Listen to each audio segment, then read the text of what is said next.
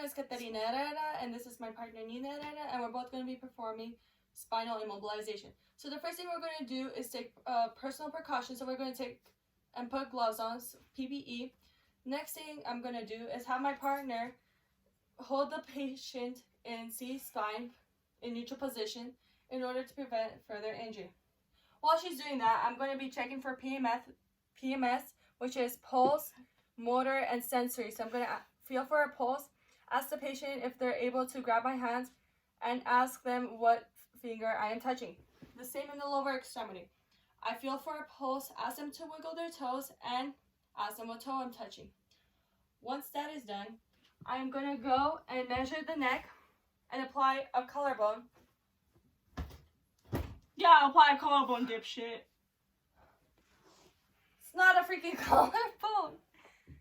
Cervical collar. Fuck me, I'm sorry. I'm sorry.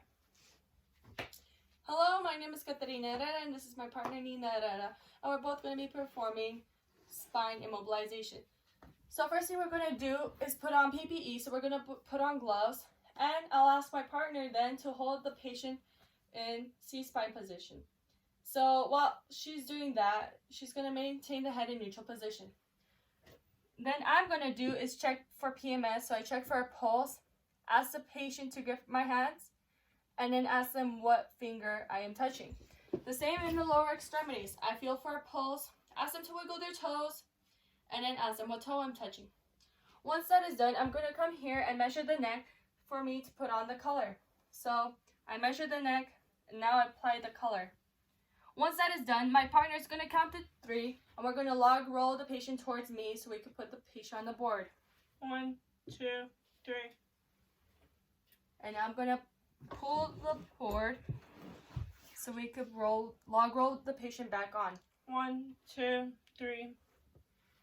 And now, in order to have the patient in the middle, I'm going to have to grab the patient under the armpits and have my person holding C-spine count to 3 again.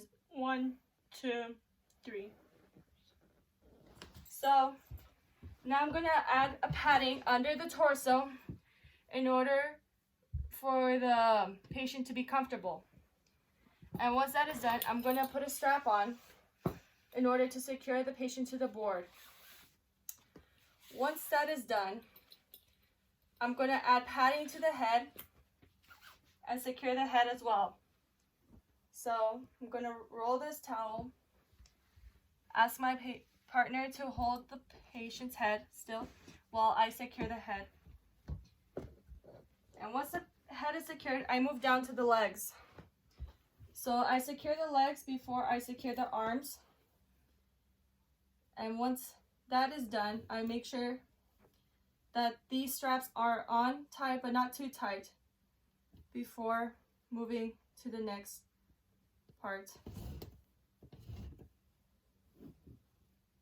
And now I'm going to be securing the arms to the board as well.